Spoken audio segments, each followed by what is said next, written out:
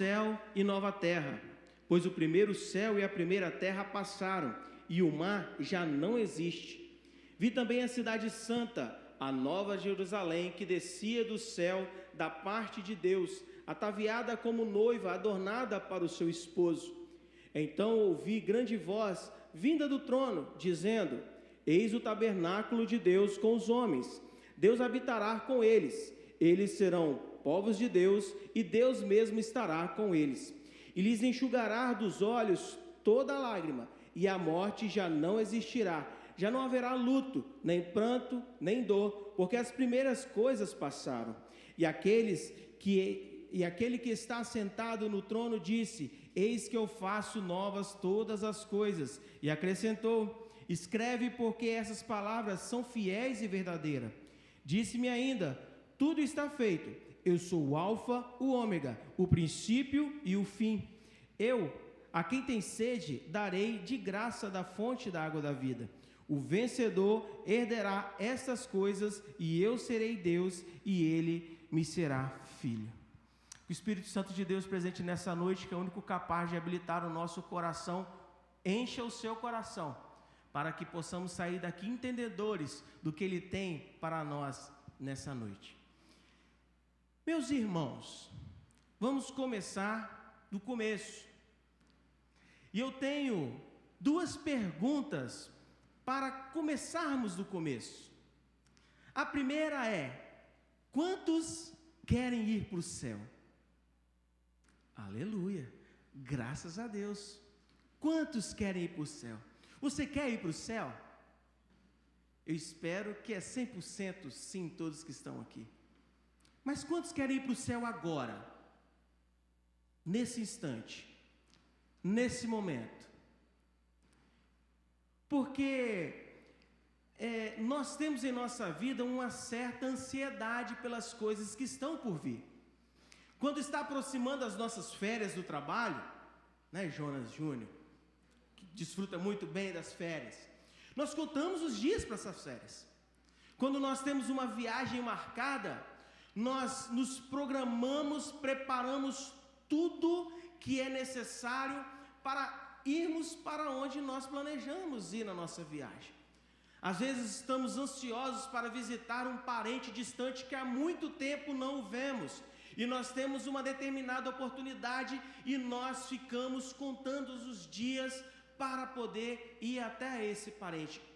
Nós buscamos todas as formas e maneiras, pensamos, às vezes sonhamos.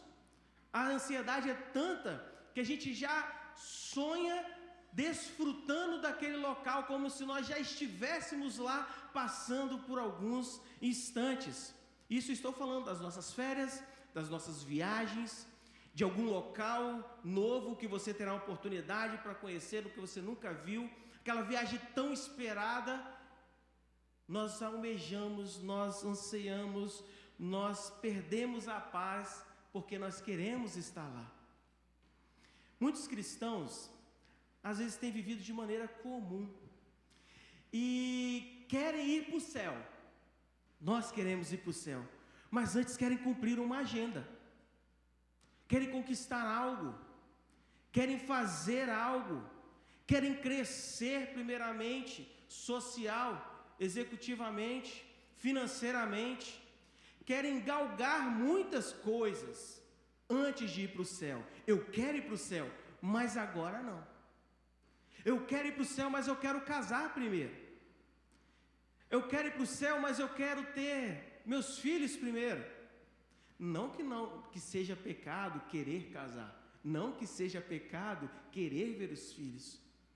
Mas essas coisas terrenas não poderiam tirar o nosso desejo de querer estar no céu. Infelizmente o mundo ele tem conseguido tirar o nosso foco, tirar a nossa visão das coisas celestiais. Enquanto o mundo diz que nós precisamos olhar para isso, conquistar isso e fazer aquilo, a palavra de Deus, como Paulo escreve à igreja de Colossos, diz que nós devemos pensar nas coisas lá do alto, olhar para as coisas que são lá do alto, que estão guardadas à direita de Deus, que se nós, como cristãos, já morremos com Cristo e esperamos o instante que seremos ressuscitados com Ele e teremos o nosso corpo glorificado e com Ele reinaremos, esse deveria ser o nosso maior desejo. Isso se dá porque, queridos, nós temos sido seduzidos pelas coisas deste mundo, e isso é um perigo para nós. Isso é um perigo para nós porque isso são distrações que nos tiram o foco, que nos impedem de enxergar o real objetivo das coisas de Deus para a nossa vida. Casar não é problema, você desejar casar. Ter filhos não é problema, você desejar ter seus filhos primeiro. Mas isso são coisas que Deus lhe dá, bênçãos que Deus lhe dá para você usufruir nessa terra enquanto está aqui vivendo, para que você tenha uma boa vida, uma vida tranquila, tenha um renovo dia a dia, até o dia de você ir estar com Ele. Mas essas coisas não podem tirar o desejo maior de estar com Ele. Por isso que eu pergunto, você quer ir para o céu? Sim. A resposta é unânime, mas você quer ir agora? Você está disposto a ir agora? Se Deus chegasse e te apresentasse para você o seu futuro todinho nesse telão e falasse, era tudo isso que eu tenho para você daqui a alguns anos, mas você está disposto a abrir a mão disso tudo para estar comigo hoje, qual seria a sua resposta?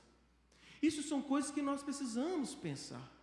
Quando nós olhamos para esse texto de Apocalipse escrito por João, nós vemos algumas coisas que estão descritas que vão estar nos aguardando lá no céu. E se nós tivermos os nossos olhares voltados para as coisas lá do alto, pensando nas coisas lá do alto, nós passaremos a enxergar tudo isso que está nesse texto e não as coisas desse mundo. E a partir do momento em que nós vemos essas coisas, nós entendemos essas coisas, o nosso coração passa a vibrar mais sobre isso.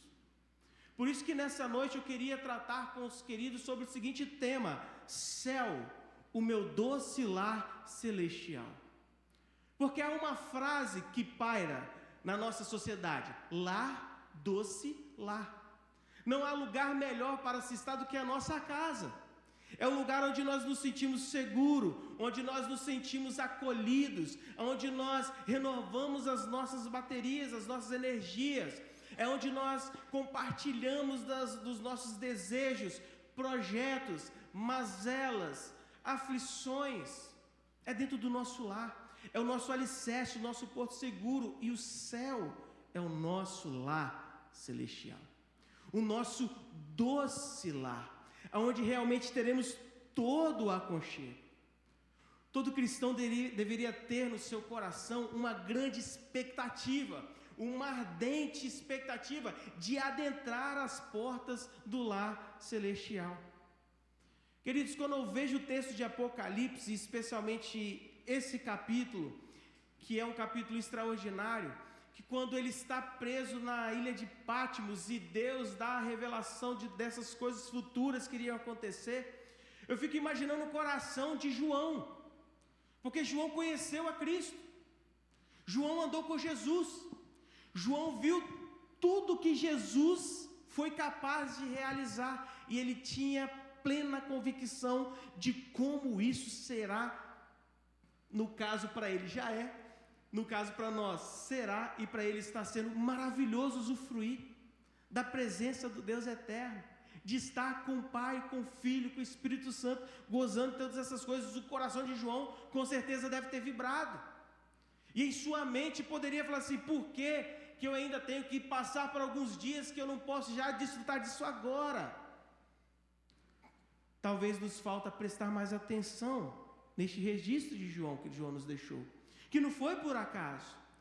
A Bíblia ela foi toda inspirada por Deus e deixada por nós, para que nós olhássemos e entendêssemos o que Deus tem por nós, o que Ele deseja que nós façamos, e isso deve motivar o nosso coração. Hoje, com os olhos da fé, nós podemos contemplar aquilo que João viu e acender nos nossos corações esse desejo de desfrutar o aconchego deste lar, doce lar celestial. Gostaria de destacar brevemente alguns pontos que esse texto nos traz, que deveria ser um combustível para acelerar a nossa caminhada rumo a esse lar. Logicamente, eu quero deixar bem claro que esse texto, ele é rico de informações, ele é rico em detalhes. E eu não vou fazer aqui uma exposição escatológica trazendo todos os sentidos e significados de cada palavra, de cada intenção que esse texto merece. Mas o pouco que nós podemos olhar e observar e extrair desse texto, de tão rico que ele é, já é suficiente para entendermos o que nós precisamos fazer para que o nosso coração vibre para entrar no lar celestial. E eu não quero nessa noite, nesse momento, não seria oportuno para encher a sua cabeça com tantas informações, mas eu gostaria de ser breve, sucinto, levemente, para que você possa sair, absorver o máximo possível da intenção do que esse texto nos traz. O primeiro ponto diz que eu devo desejar ir para o céu, porque lá no céu tudo será restaurado. No céu tudo será restaurado. O texto já começa dizendo: vi novo céu, nova terra, pois o primeiro céu e a primeira terra passaram e o mar já não existe. No céu, a terra ela será purificada de toda a imperfeição. Deus não cria um novo céu. Deus ele não cria uma nova terra, ele restaura, tornando tudo novo. Da mesma forma que o nosso corpo será glorificado e nós mesmos já não teremos mais esse corpo corruptível, porque o nosso corpo também será restaurado, também será modificado. As imperfeições, as nossas fraquezas que nos impedem de buscar e de chegar até a Deus, não existirá mais. O novo céu e a nova terra não será substituído de um velho para o novo, mas sim uma renovação que começou sendo feita na cruz do Calvário, quando Jesus morreu. Esse principado, ou seja, esse início, esse princípio, começou na criação, quando Deus criou o mundo, o processo da restauração. Na criação, o processo de restauração já havia sido instalado. Na cruz nós vemos o ato de consumação, do ato que realmente começa a validar essa restauração, e quando nós chegamos no novo céu e na nova terra, nós alcançamos o resultado da restauração. No novo céu não haverá mais nada disso.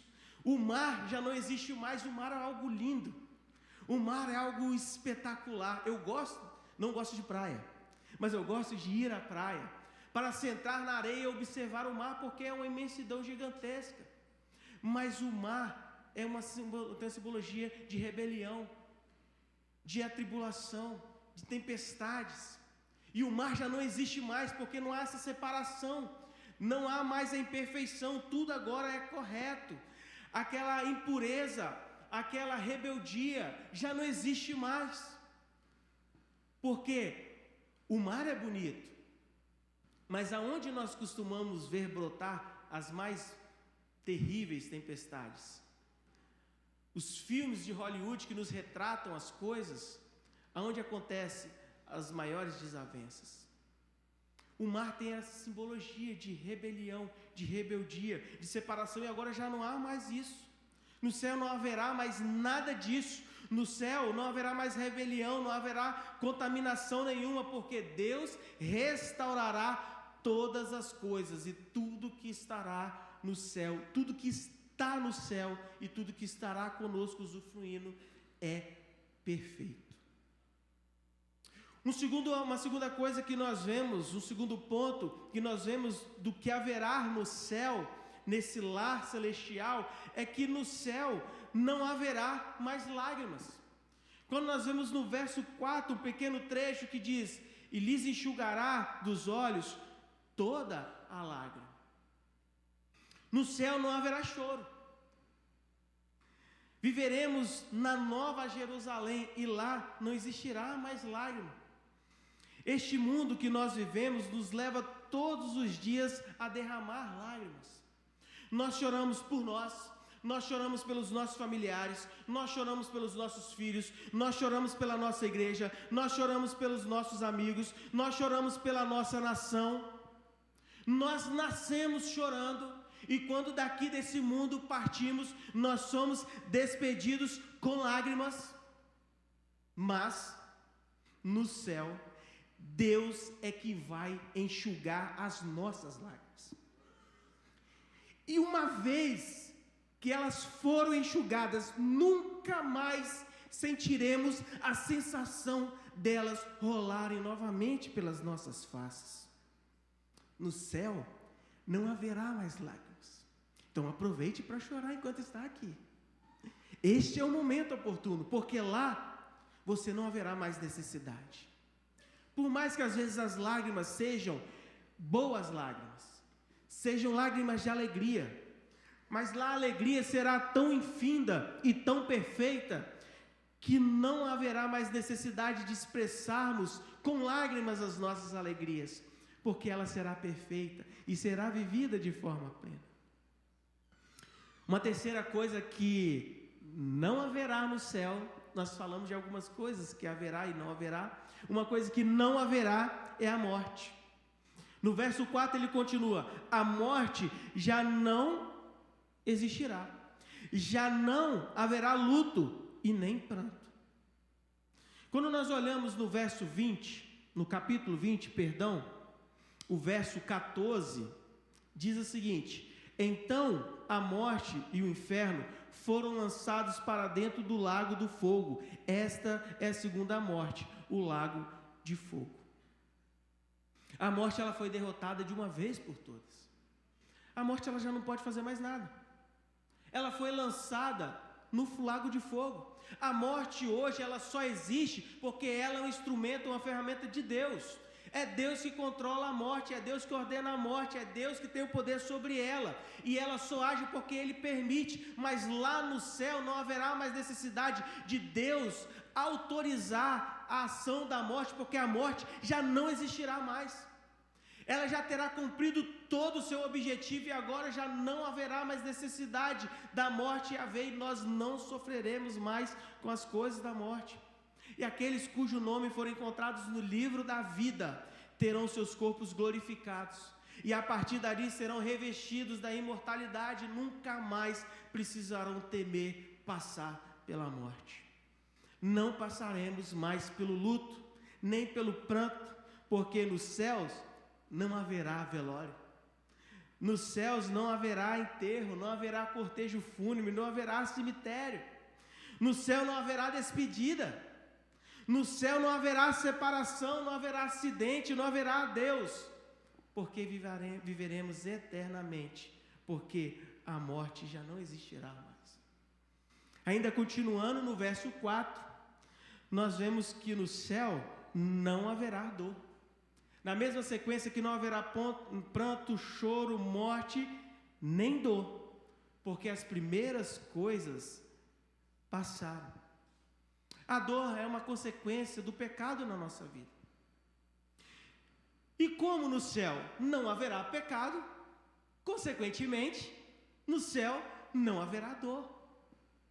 A dor física, causada pelo cansaço do trabalho, da frustração, da idade avançada, a dor por uma enfermidade, não teremos mais.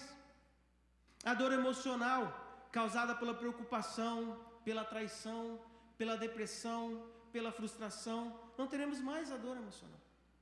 A dor espiritual, às vezes causada pelas provações, pelo afastamento de Deus, pela falta de intimidade com Deus, nós não sofreremos mais essa dor.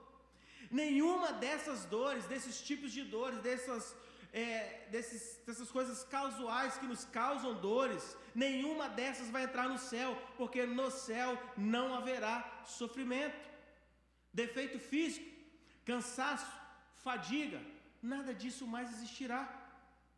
No céu não haverá dor alguma.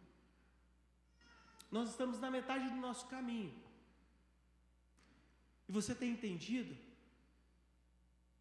por que é melhor olhar para o céu e desejar estar no céu do que olhar para as coisas da terra e desejar essas coisas. Mas ainda há mais coisas para te dizer.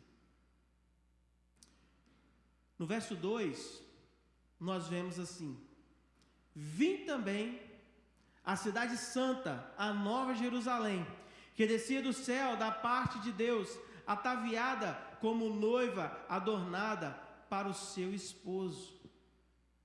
No céu seremos parte da nova Jerusalém.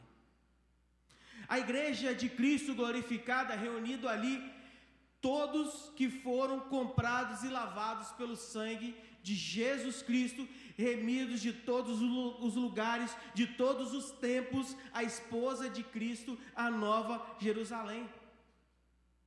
Meus irmãos, nós caminharemos pelas ruas das cidades celestiais, ruas de ouro, pela praça de ouro puro, como está registrado nesse mesmo capítulo, no verso 21. Na cidade, a glória de Deus, ela é tão majestosa, que não precisa mais do sol e da lua para poder iluminar essa cidade, porque a própria glória do Cordeiro é a lâmpada dessa cidade. Meus irmãos, você pensa na magnitude que significa isso?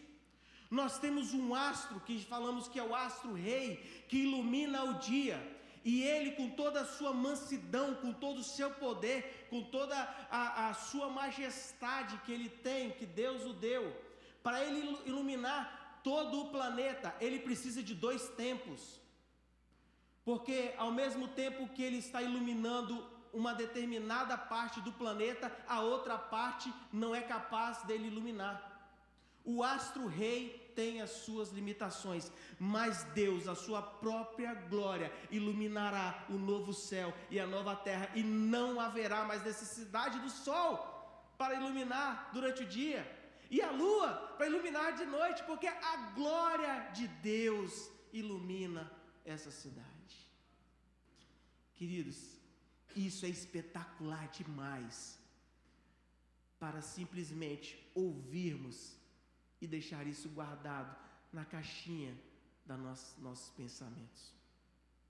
E agora nós vamos para um dos pontos que eu acho mais extraordinário, que é o que mais me motiva e vibra o meu coração em pensar estar no céu, em pensar de largar todas as coisas, por mais benéficas que elas sejam, para estar entrando nas portas da mansão celestial. Registrado no verso 3.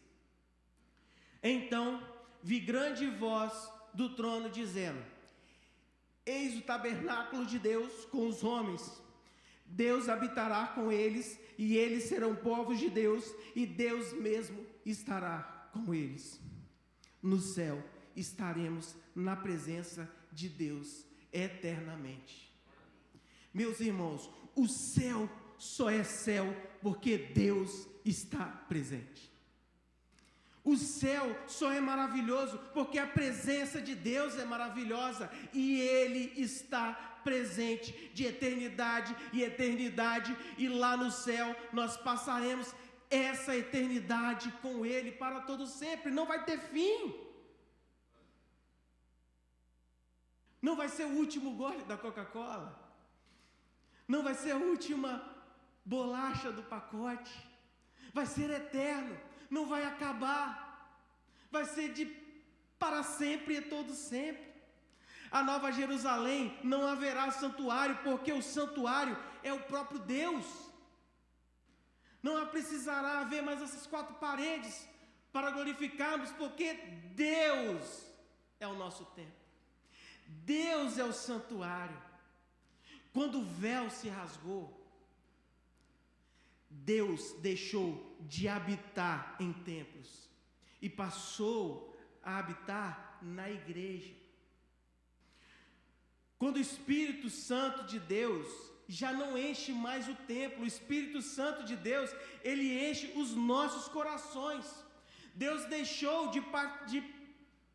de estar presente nos templos, no tabernáculo, na arca. O véu se rasgou, agora o Espírito Santo passa a habitar dentro de nós, e não é mais o Santo dos Santos que é enchido pela glória de Deus, mas se o nosso coração agora é enchido pela glória de Deus e transborda a essência de Deus. Agora pensa, Ele mora em nós hoje, mas no céu nós moraremos com Ele eternamente. Nós veremos Deus, nós veremos a glória de Deus, nós veremos a face de Jesus Cristo, como Ele é. Grandes homens, nossos pais da fé, quiseram ver a glória de Deus, e Deus falou assim, que eles eram incapazes de suportar a glória de Deus, mas agora estaremos no céu, nós fomos renovados, restaurados, nosso corpo glorificado, e agora nós podemos olhar a face de Deus e contemplá-lo como Ele é. O céu só é céu porque Deus está no céu, e nós estaremos na presença dEle eternamente. Não vai ter fim, não vai ter aquela sensação de, nossa, já está acabando, já está dando horário, poxa, eu vou ter que ir para casa, será que eu vou conseguir voltar amanhã? Será que eu vou ter uma outra oportunidade? Não precisaremos nos preocupar com isso, porque estaremos com Ele para todo sempre. No céu, desfrutaremos da comunhão com Deus eternamente. Eu acredito que muitos já passaram por essa sensação de sentir como é que é gostoso aquele misto de paz, alegria, de amor. Quando nós estamos lendo a palavra de Deus e o Espírito Santo nos move a entender que aquilo ali é resposta da nossa oração.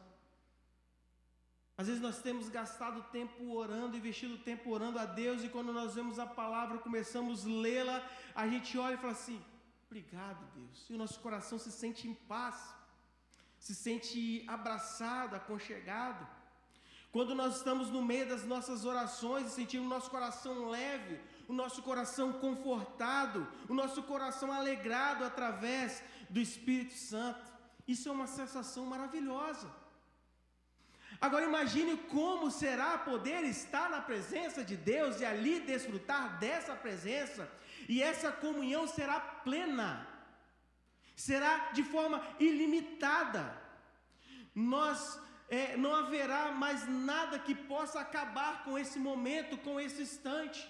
Não há frustração, não há situação de forma nenhuma que poderá tirar essa comunhão que estaremos tendo com Deus, porque será eterno, porque o Espírito Santo já terá consumado toda a sua obra, e agora não é Ele mais que enche nosso coração, mas a própria glória de Deus, a presença de Deus.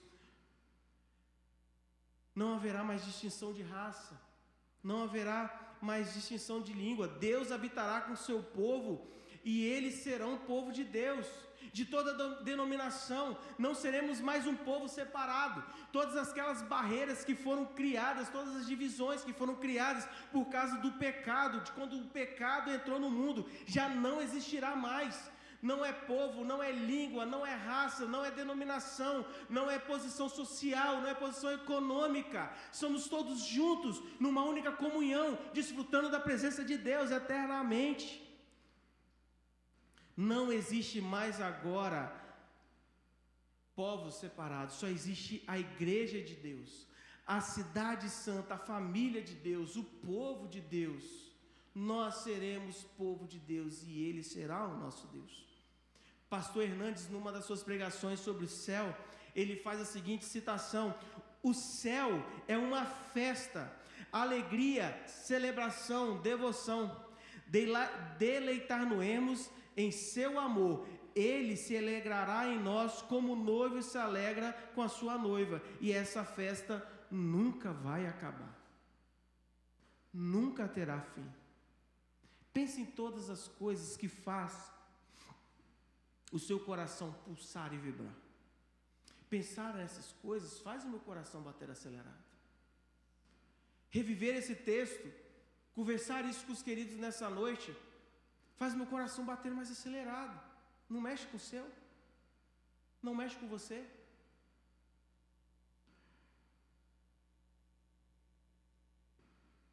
Como você se sente? Quando você admira alguma coisa na natureza, que te faz perder as palavras, que você, na sua inteligência, por maior que seja, mais limitada, você não consegue destacar uma palavra, uma expressão, para poder dizer o quanto você está maravilhado em ver aquela beleza que Deus criou. Nós costumamos querer fazer isso, né? E aí a gente não acha a palavra, a gente sempre resume com a mesma frase: só Deus para poder criar algo desse jeito. Você consegue se lembrar de algo desse tipo nesse momento? Pois então, isso não é nada diante do que Deus preparou para nós na eternidade. Apesar desse texto, do texto de Coríntios, 1 Coríntios 2:9, não sei especificamente sobre isso, porque lá está falando sobre questões da sabedoria humana, mas ele se encaixa muito bem para podermos ter uma ideia do que será. 1 Coríntios, no capítulo 2:9, diz: mas, como está escrito, nem olhos viram, nem ouvidos ouviram, nem jamais penetrou no coração humano que Deus tem preparado para aqueles que o amam. Você quer ir para o céu? Você quer ir para o céu? Tem uma frase dita popularmente que diz da seguinte forma: querer não é poder. Não basta querer. Quando nós vemos o verso final, o 7, ele diz: o vencedor, aquele que permanecer firme, aquele que passar por todas essas coisas, aquele que suportar, aquele que não negligenciar, aquele que se manter fiel, ou seja, o vencedor, herdará estas coisas, e eu lhe serei Deus, e ele me será filho. Só há uma maneira de chegar nesse céu. E essa maneira se chama Jesus Cristo. Você quer ir para o céu? Então você precisa acertar a sua vida com Cristo. Você quer desfrutar disso? Você quer ter o seu corpo restaurado? Você quer ter as suas lágrimas enxugadas?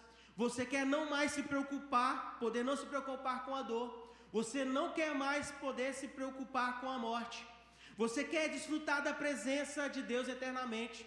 Você quer desfrutar da comunhão de Deus eternamente? Você quer fazer parte da Nova Jerusalém? Você quer ser povo de Deus? Você quer que Deus seja seu povo? Então conserte a sua vida com Deus.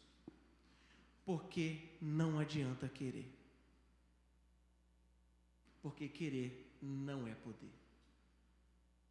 Eu quero muitas coisas, mas eu não consigo, por mim mesmo, por si próprio, conquistar aquilo que eu desejo. Então, Rafael, por que você vem falar isso tudo? Então, por que você vem mostrar todas essas coisas boas? Por que você encheu meu coração de esperança que se eu pensar no céu, eu vou para o céu? Por que você diz que eu devo pensar nessas coisas porque eu tenho que querer ir para o céu? Porque querer ir para o céu deve ser uma motivação para você entender que se você não viver a sua vida com Cristo, você apenas viveu. Você precisa consertar a sua vida com Deus, porque viver qualquer um vive. Viver de qualquer maneira, viver regaladamente de acordo com os desejos dos nossos corações, qualquer um vive. Viver de forma regrada, qualquer um vive. Viver de forma ostentada, qualquer um vive. Mas viver conforme a palavra de Deus são para poucos. Os vencedores são poucos. Os que estão dispostos a batalhar, a olhar para o foco, deixar para trás as coisas que para trás ficaram e olhar para o alvo que é Cristo Jesus. Poucos querem olhar dessa maneira, porque não é fácil. Não é fácil. Viver com Jesus não é fácil. Viver com Jesus não é mar de rosas. A palavra de Deus, a única coisa que nós podemos ter certeza de bênção maior, de alegria, de paz que nós vamos receber, é o lar celestial. Lá sim não haverá dor, lá sim não haverá morte, lá sim você terá alegria eterna. Mas enquanto nós estamos aqui nessa caminhada, precisamos entender que a palavra de Jesus para nós foi: vocês vão ter tribulação, vocês serão odiados, vocês serão desprezados, vocês serão perseguidos, mas não desistam, vençam, tenham de bom ânimo, porque eu venci o mundo. E aí sim, em Cristo Jesus, que somos mais do que vencedores, alcançaremos o nosso prêmio, alcançaremos aquilo que Ele prometeu. Você quer ir para o céu? Acerte sua vida com Deus. Lembre-se disso tudo, dessas coisas que te esperam, que me esperam. E aí tem mais outras milhares de coisas que nós poderíamos falar. O capítulo 21, ainda na sequência, o próximo bloco, ele começa a falar da Nova Jerusalém.